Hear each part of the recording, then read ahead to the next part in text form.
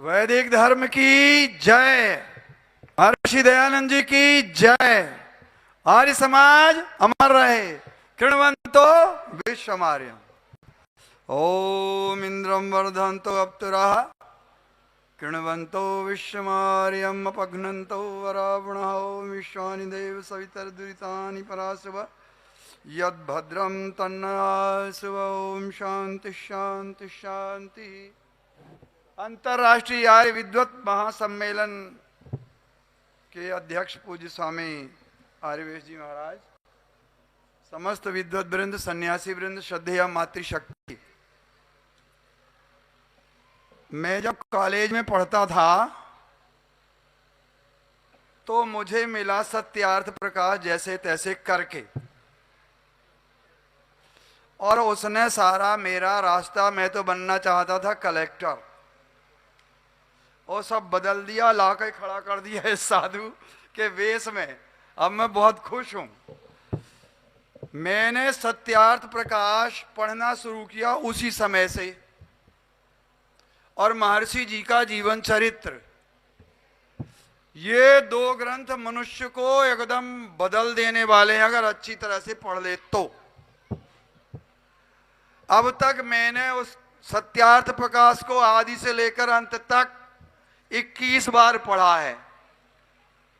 18 बार तो ये 84 का जो अपना आजकल चल रहा है, और 2 बार पहला वाला सत्यार्थ प्रकाश जब 75 में लिखा था ऋषि दयानंद जी ने, जिसको बस पहली पीढ़ी के लोगों ने पढ़ा होगा, स्वामी श्रद्धानंद जी आदि आदि, और साथ में गुरुदत्त विद्यार्थी जी ने भी उसी को पढ़ा होगा।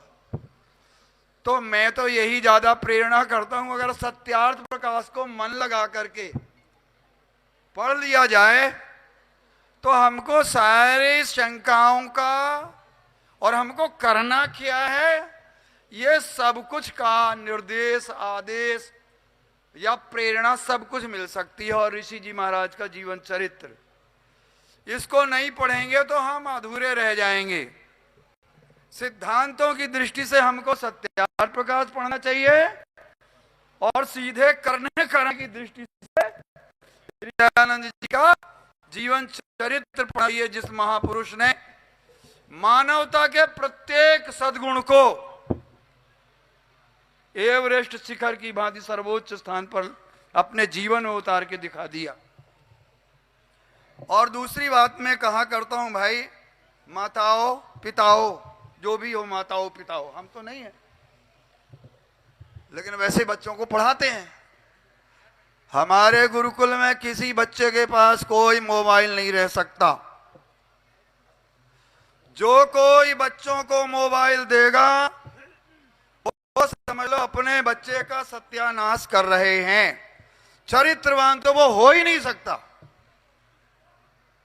कल परसों मैं गुरुकुल में ही बोल रहा था, कोई और सज्जन भी थे।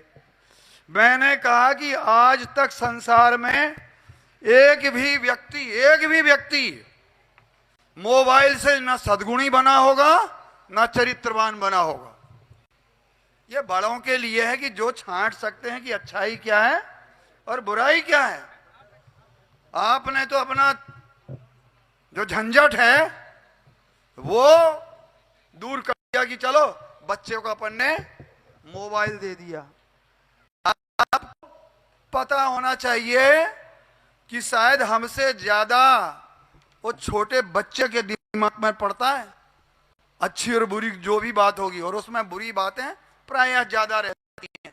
इसलिए सबसे मेरा निवेदन प्रार्थना है कि ये सब मत दो बच्चों को, उनको मत बिगाड़िए, और इनको बच्चों को खाने पीने और पैसा जोड़ने की मशीन मत समझिए। ये आत्माएं हैं, हम सब आत्माएं हैं, अपने अपने कर्मों का फल सबको भोगना है। मेरे सन्यासी भाई बंधु भी सुन लें, कोई भी अगर छल कपट झूठ इस फ्रेम में बना रहेगा, किसी प्रकार से दक्षिणा वक्षिणा लेने जाने के जाल में, आप अपना जीवन नष्ट कर देंगे।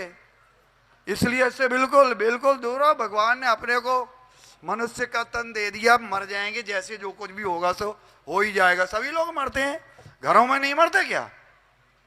हम सन्यासी लोग हैं, बाहर हैं, चलो, क्या घरों के लोग नहीं मरते क्या? उनको तकलीफ नहीं होती क्या? सबको ही होती है, ऐसे अपन लोग भी चले जाएंगे।